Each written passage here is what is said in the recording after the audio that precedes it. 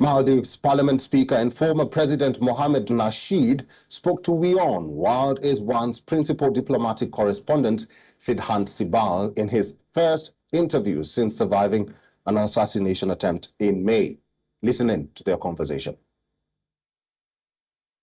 So welcome to WION. Since this is your first TV interview, a first question which everyone wants to ask is about the terror attack which happened, the assassination attempt that happened. How are you doing now? Are you okay? How are you recuperating from that incident?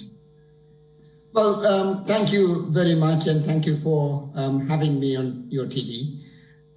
First, yes, it is my first television interview, and I thank everyone who has been so kind to me after the assassination attempt.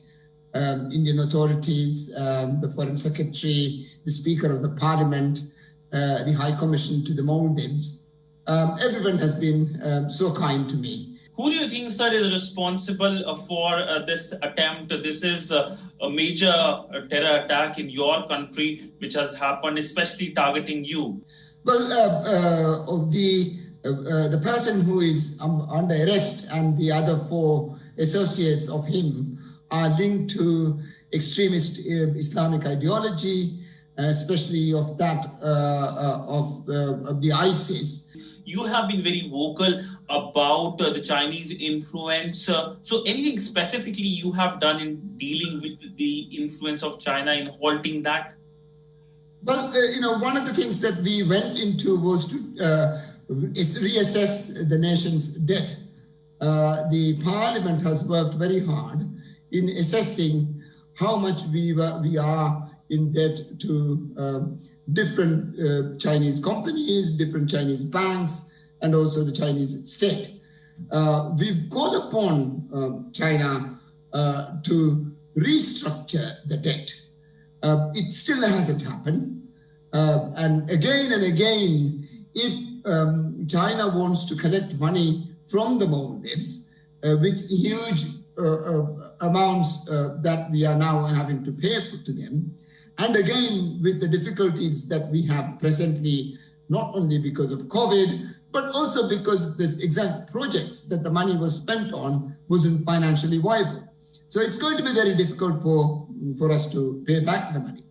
I think all our political parties, including the opposition PPM, must again come down to the same platform where we understand diplomatic relations and where we understand that we must work together with our long-time neighbor India, and that we should have a special relationship with India, and we should have a India first foreign policy.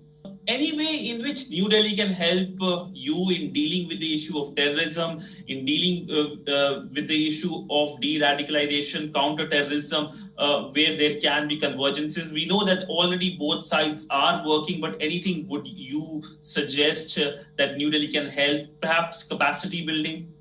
Well, I think, yes, there's a lot that New Delhi can do, and then they are doing a lot. Capacity building within the police, capacity building within the military, within the education system.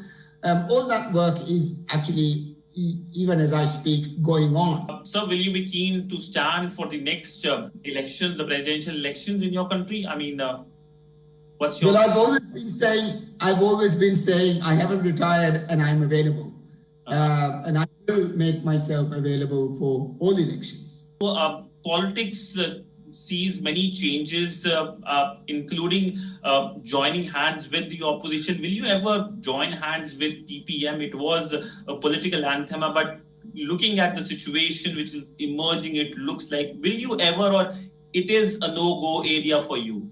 But there's this confusion here.